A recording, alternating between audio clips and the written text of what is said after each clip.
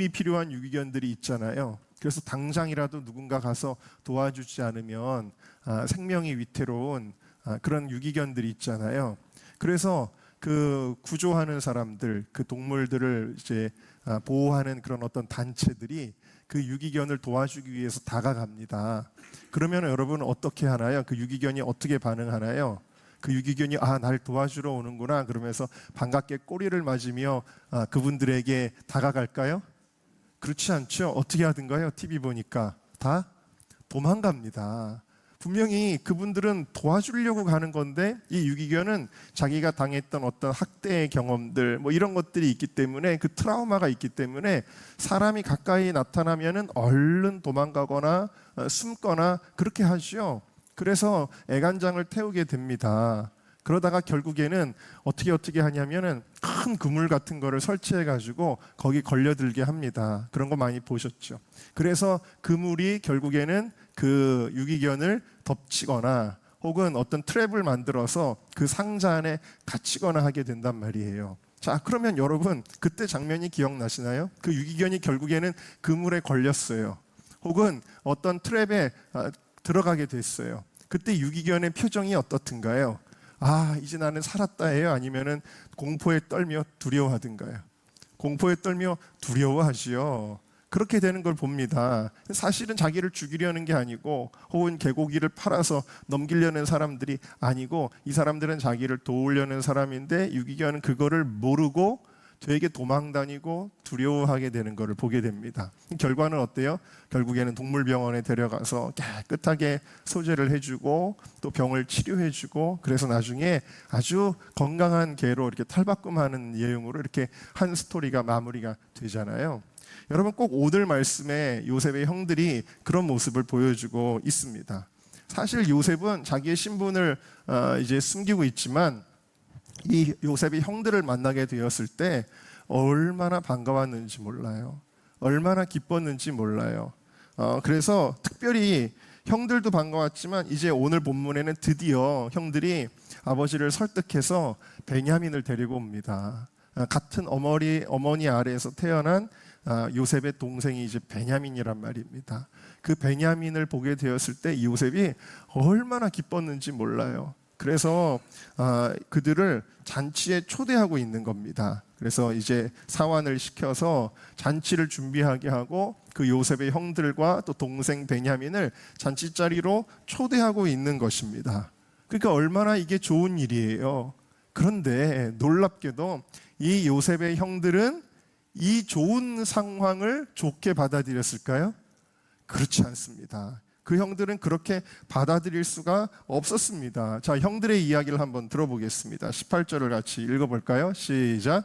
그 사람들이 요셉의 집으로 인도되되 두려워하여 이르되 전번에 우리 자루에 들어있던 돈의 일로 우리가 끌려드는도다. 이는 우리를 억류하고 달려들어 우리를 잡아 노예로 삼고 우리의 나귀를 빼앗으려 함이로다 하고 그랬어요. 자, 여러분 지금 요셉의 청지기가 자 일로 오세요 하면서 그들을 데리고 가고 있는데 이거를 어떻게 받아들이고 있냐면 여기 지금 억류하고 달려들어 잡아라고 하는 이 세 단어에 보면은 전치사 레라는 단어가 여기 이제 붙어 있어요. 그래서 억류하고는 레히트 나펠, 달려들어는 레히트 꼴렐, 잡아는 라카트, 그래서 전치사 레가 다 붙어 있는데 이건 뭘 의미하냐면 그냥 이런 행동을 하는 게 아니라 뭐뭐 타기 위하여라고 하는 전치사가 붙어서 어떤 목적을 가지고 이렇게 하는 것이다 라는 뜻을 가지고 있어요. 그러니까 요셉의 형들은 지금 자기들을 우리 잔치 자리로 갑시다 하면 인도하는 거를 뭘로 받아들였어요? 자기들을 억류해서 갑자기 덮쳐가지고 잡아서 노예를 만들려는 그 숨은 의도가 있는 거야 라고 그렇게 받아들였다라는 거예요. 너무나도 환영하고 너무나도 축복하는 이 자리를 이 요셉의 형들은 자기들을 위해하려는 행동으로 받아들였다라는 것입니다. 도저히 호의로 받을 수가 없었어요. 자, 그리고 또 다시 이 말씀을 보시면 여기 우리라는 단어가 계속 반복이 돼요. 우리가 끌려드는도다. 우리를 억류하고 우리에게 달려들어 우리를 잡아 우리의 나귀 그래서 인칭 대명사가 계속 반복됨으로써 이거는 뭐예요? 우리 자신을 위해하는 일로 굉장히 두려워하고 있음을 여기서 보여주고 있는 거예요. 우리를 잡아서, 우리를 끌어들여서, 우리를 잡아서 노예로 삼고 우리의 나귀를 빼앗고. 그러니까 지금 형들의 심리 상태는 굉장히 그물에 갇힌 유기견 같은 상태가 되었다라는 것을 볼 수가 있습니다. 또 19절을 한번 보실까요? 19절 보니까 청지기가 이렇게 데려가니까 할 수 없이 끌려는 갑니다. 할 수 없이 끌려는 가는데 드디어 이제 잔치집으로 들어가야 되잖아요. 근데 잔치집에서 더 이상 못 들어가는 거예요, 여러분. 마치 개를 끌고 가는데 데리고 들어가려고 그랬는데 막 뻗팅기고 있는 거랑 똑같습니다. 그러면서 어디서 이야기를 하냐면 그 집 문 앞에서 이야기를 합니다. 여러분, 오죽하면 집 문에 들어가면 끝장이라고 생각하고 여기 들어가면 이제 그럼 우리는 개고기가 되는 거야 라고 생각을 하는 겁니다. 그래서 문에 들어가기 전에 그 문 앞에서 마지막으로 얘기나 좀 해봐야 되겠다. 그래서 변명을 시작하고 있습니다. 20절을 보시면 이르되 내 주여 그래요. 지금 오히려 자기들보다도 신분이 더 낮아야 된 사람이 청지기니까. 근데 이 청지기를 내 주여 하면서 굉장히 높여서 이야기하고 있습니다. 얼마나 이 형들이 절박한 심정인지를 보여주고 있는 것이죠. 자, 그래서 이제 우리는 죽었다라고 생각하고 있는 형들의 모습을 보게 되는데, 근데 실제는 어떤 거였어요? 실제는 자, 23절 말씀 다 같이 읽어보겠습니다. 시작. 그가 이르되 너희는 안심하라, 두려워하지 말라. 너희 하나님, 너희 아버지의 하나님이 재물을 너희 자루에 넣어 너희에게 주신 것이니라. 너희 돈은 내가 이미 받았느니라 하고 시므온을 그들에게서. 자, 그러니까 청지기는 어떻게 해요? 돈 걱정하지 말아요. 돈 다 받았습니다, 우리. 그러면서 이제 우리가 도둑놈으로 몰리는 거 아니야 라고 걱정했던 형들의 마음을 안심시켰어요. 안심하라, 두려워 말라, 그렇게 이야기를 해줘요. 그리고 원래 인질로 잡혀 있었던, 그동안 인질로 잡혀 있었던 시므온을 그 자리에서 풀어주지요. 그리고는 이 요셉의 형들 동생을 다 발을 씻어줘요. 발을 씻어준 게 아니라 발을 씻게 해줘요. 그래서 어떻게 하냐면 이것은 당신들은 우리의 귀한 손님입니다 라는 이 고대 근동 지방의 풍습을 따라 이렇게 그들을 대우하고 있는 것을 보게 되어져요. 여러분, 뭔가 일이 계속 잘못되고 있고 점점 더 잘못되고 있고 이제 우리는 죽었다라고 생각을 했었는데 이렇게 되니까 어떻게 되는 거예요? 휴, 살았다, 이렇게 된 거예요. 네? 한번 해보실까요? 휴, 살았다. 우리가 이럴 때가 많다라는 거예요. 모르고 있다가 하나님이 우리를 좋은 길로 인도하고 있는데도 모르고 있다가 마지막에 가서야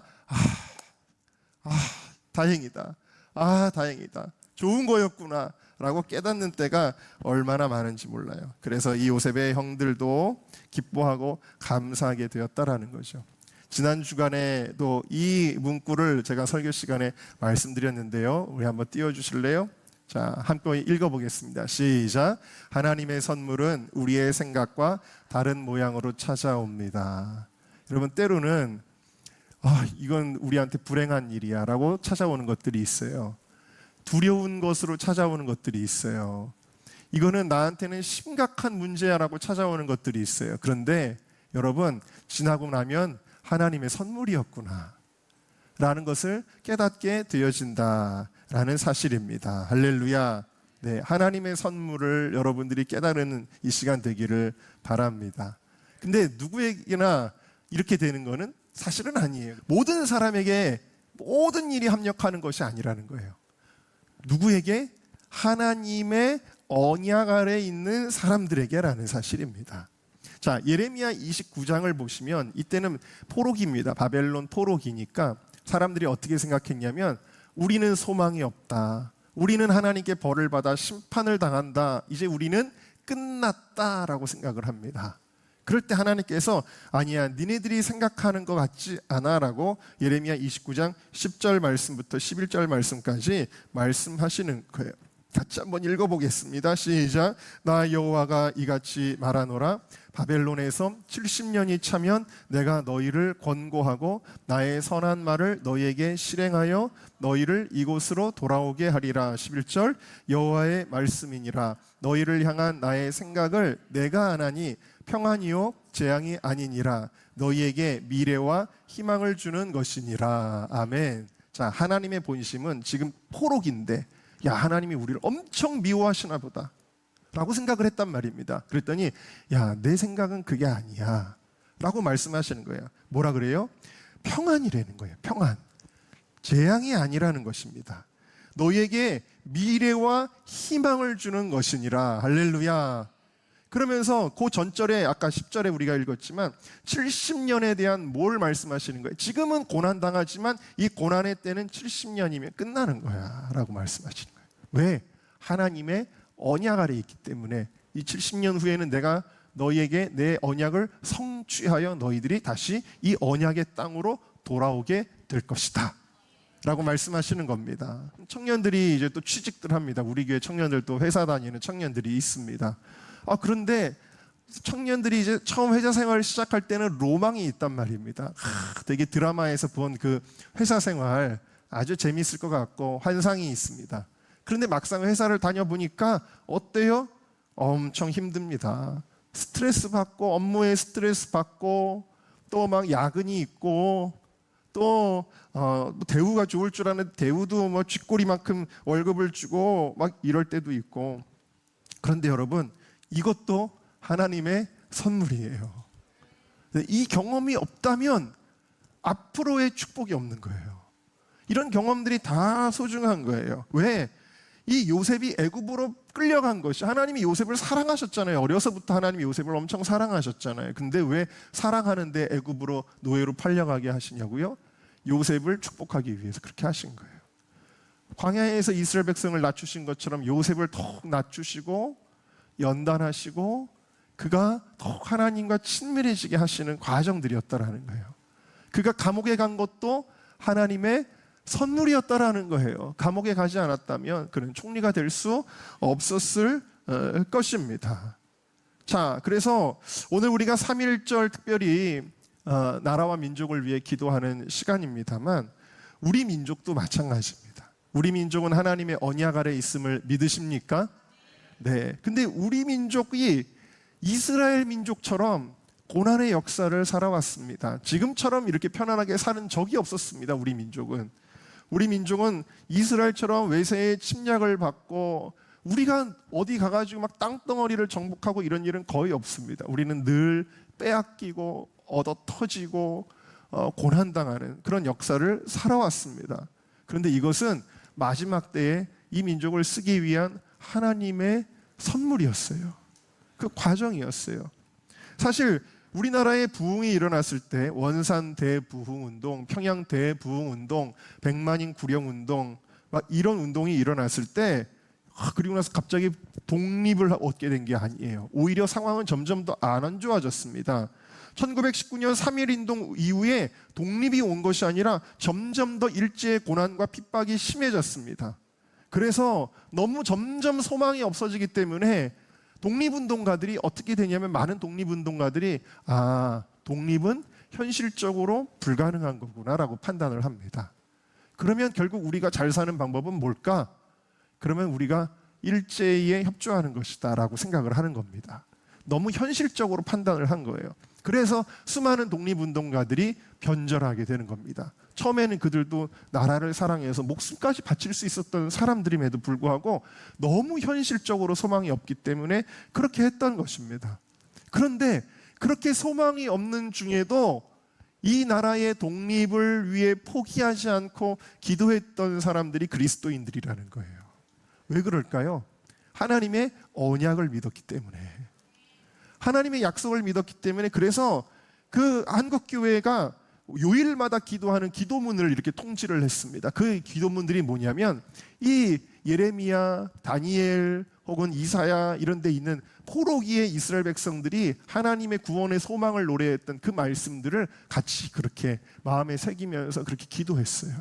현실은 아닌데도 뭘 바라봤냐면 하나님의 약속을 바라보게 되고, 그래서 상황은 점점 안 좋아지고 나라를 다 뺏기고 수탈을 당하고 막 군인으로 끌려가고 막 정신대로 끌려가고 이런 정말 비참하고 말할 수 없는 고난의 상황임에도 그들은 포기하지 않았습니다. 그리고 이 민족을 하나님이 결국 인도하셔서 할렐루야 우리에게 독립을 주실 것이며, 독립을 주시는 걸로 끝나지 않아요. 하나님이 이 나라에 복을 주시고 이 민족을 사용하실 것이다라고 믿었습니다. 어떤 분들은 이야기합니다. 오래전부터 저는 그런 얘기를 들었습니다. 왜 하나님은 나라와 민족을 위해 기도하는데 우리의 기도를 항상 반대로 응답하시죠? 그러는 거예요. 기도하면 좋아지고 막 어떤 기적이 일어나고 이럴 것 같은데 그렇지 않고 점점 더 나라의 상황이 너무 암울하고 불행해지고 이거 뭐 사람이 손을 써도 못할 것 같은 그런 상황으로 계속 가는 겁니다. 그러면서 어떤 마음이 여기에 담아져 있냐면 기도의 효용성에 대한 의심이 있는 거예요. 기도한다고 되나 정말? 우리가 이렇게 기도해봐야 이거 소용이 있나? 라는 생각들을 하시는 것입니다. 여러분 정말 지금 대한민국에서 되어지는 일들을 보면 그렇지 않나요? 점점 더 상황이 나빠져가는 것처럼 느껴질 때가 있습니다. 그러나 저는 믿습니다. 대한민국은 잘 되고 있습니다. 형들이 점점 이거는 끝이 나는 것 같다라고 오해했던 것처럼 그 구출받아야 될 유기견이 이제 나는 끝났다라고 오해했던 것처럼 우리는 수없이 하나님에 대하여 오해합니다. 이 민족이 흘러가는 것에 대하여 오해할 때가 있습니다. 그러나 여러분 저는 믿습니다. 지금 대한민국은 잘 되고 있습니다. 왜냐하면 하나님의 언약이 있는 나라이기 때문입니다. 그 언약을 믿고 기도하는 성도들이 여전히 이 땅에 있기 때문입니다. 여러분 바로 하나님의 언약, 오늘 너무 신기하지 않아요? 작년에 홀리위크 하는 때 제주도에서 청년들과 함께 있는데 기분이 묘하더라고요. 항상 여기 관악구 원신길 208-1에서 항상 청년들과 함께 했는데 저 멀리 제주도에 가서 청년들과 함께 이렇게 있으니까 기분이 이상하더라고요. 근데 여러분 그 12명의 이 야곱의 아들들이 항상 완전체가 아니었잖아요. 근데 하나님의 언약은 이 12아들들 통해서 이스라엘 백성을, 민족을 시작하는 거잖아요. 근데 이 12명의 아들들이 드디어 완전체가 됐습니다. 오늘 어디서? 애굽에서. 신기한 일이죠. 기적 같은 일이 일어나게 된 것입니다. 여러분 바로 이것이 하나님의 언약이라는 거예요. 그 형들은 지금 이미 자기들에게 이 언약의 성취가 이루어지고 좋은 일이 자기에게 주어졌음에도 불구하고 그거를 내가 못 믿으면, 받아들이지 않으면 아무 소용이 없잖아요. 하나님이 우리에게 어떤 선물을 주셔도 내가 이걸 안 받으면 내게 안 되잖아요. 여러분 언약이라는 것이 그런 것입니다. 하나님의 언약은요, 사실은 언약의 특징은 뭐냐면 이미 우리에게 주어지는 게 언약입니다. 우리가 믿지 않으면 그 언약이 내 것이 안 되지만 믿을 때 이미 그 순간부터 그 언약은 내게 성취되는 것입니다. 이미 주어진 것을 믿는 것. 그러니까 하나님의 언약은 이미 아브라함 때 이스라엘 백성에게 주어졌다라는 것이죠. 그리고 히브리서 11장은 이 언약에 대하여 이렇게 말씀하고 있습니다. 같이 읽어볼게요. 시작. 믿음은 바라는 것들의 실상이요 보지 못한 것들의 증거니 선진들이 이로써 증거를 얻었느니라. 아멘. 그러니까 여러분 이미 증거를 받았다는 거. 아브라함이 아들이 하나밖에 없을 때에도 큰 민족에 대한 언약은 이미 그에게 주어진 것이다 라는 것입니다. 마가복음 11장 24절 이렇게 말씀하십니다. 그러므로 내가 너희에게 말하노니 무엇이든지 기도하고 구하는 것은 받은 줄로 믿으라. 그리하면 너희에게 그대로 되리라. 할렐루야. 네. 여러분들이 기도할 때도 그 언약이 앞으로 이루어질 것이 아니라 이미 내게 주어졌음을 믿고, 그래서 우리는 기도할 때 어떻게 기도하는 거예요? 하나님 이거 되겠습니까가 아니라 하나님 주신 줄로 믿고 감사합니다. 그렇게 기도하는 거예요. 언약의 속성이라는 그것입니다. 그래서 다윗이 사울에게 막 쫓기고 고난당하는 그 상황 속에서도, 그리고 수많은 외적과 혹은 또 자기 아들 압살롬의 반역에 의해 쫓겨나가고 그런 고난들을 많이 겪을 때도 처음에는 하나님 앞에 막 토로합니다. 원수들에 대하여 고발합니다. 그러다가 꼭 뒤에 가면 어떻게 해요? 갑자기 하나님을 찬양합니다. 경배합니다. 시편은 그렇게 진행이 되고 있어요. 그 왜 그러느냐? 그것은 오늘 우리들이 할 일을 보여주기 위해서입니다. 여러분이 어떤 일을 겪고 있든지 간에 두려워하고 불안해할 것이 아니라 그 언약을 이루실 하나님을 찬양하는 것입니다. 여러분이 어떠한 상황 속에서도, 모든 상황 속에서도 여러분들이 이 시간, 지금 이 시간 그 언약을 내게 주신 하나님을 찬양하시기를 주의 이름으로 축원합니다. 이렇게 하나님의 섭리를 믿는다면 모든 것은 결국 당장 내 눈앞에는 점점 더 나빠지는 것 같아도 모든 것이 결국 선을 향해 가고 있음을 믿고 평강을 잃지 말아야 하는 것입니다. 잘못되고 있는 것이 아니라는 것입니다. 기도하면 되냐고요? 기도하면 됩니다. 40일 국가기도 예배를 지난주까지 했는데 여러분 아까 우리 기도도 했지만 우리 믿음의 선배들의 기도의 그 유업을 우리 청년들이 이렇게 이어가는 걸 볼 때 너무 저는 기쁘고 감사했습니다. 여러분 이제 여러분들은 내가 안심하고 내가 두려워하지 않는 수준을 넘어서서 어떤 사람이 되어야 하느냐? 여러분들이 더 나아가서 세상을 향하여, 아니 여러분들의 가족을 향하여 여러분의 가정이 어려움을 겪을 때 이 요셉의 청지기가 얘기하잖아요. 안심하라, 두려워 말라. 여러분의 가정을 향해서 여러분이 안심하세요, 두려워하지 마세요라고 선포하는 자에까지 가야 돼요. 여러분, 여러분이 속한 어떤 공동체, 교회든 직장이든 사업체이든 그 어떤 공동체이든 더 나아가서 이 나라와 이 민족을 향해 우리가 그걸 선포할 수 있는 자가 되어야 된다.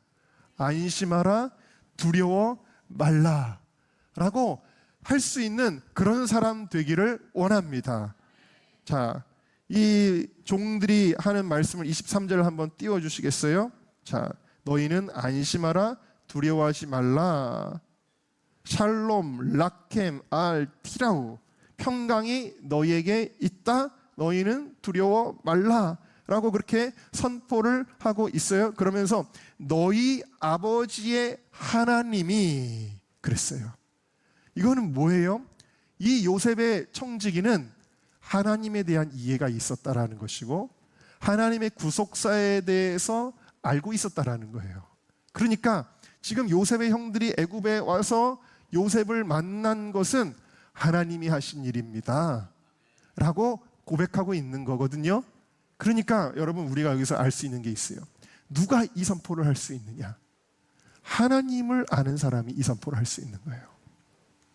요셉을 아는 요셉의 청지기는 요셉이 지금 동생들을 형들을 동생을 극진히 대접하는 걸 알기 때문에 이렇게 담대하게 얘기할 수 있었던 것처럼 우리가 하나님을 안다면 그 하나님의 본심을 안다면 여러분들은 안심할 뿐만 아니라 사람들에게도 안심하라라고 이야기를 할 수 있는 것입니다.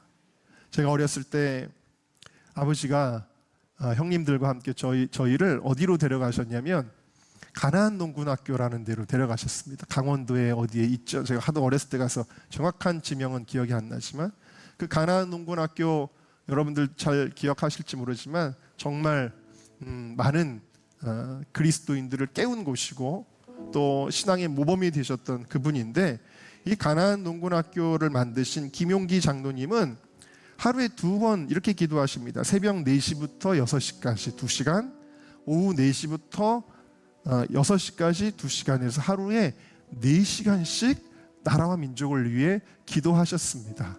저희 아버지가 그 김용기 장로님이 기도하셨던 그 기도처로 이렇게 데리고 올라가셨어요.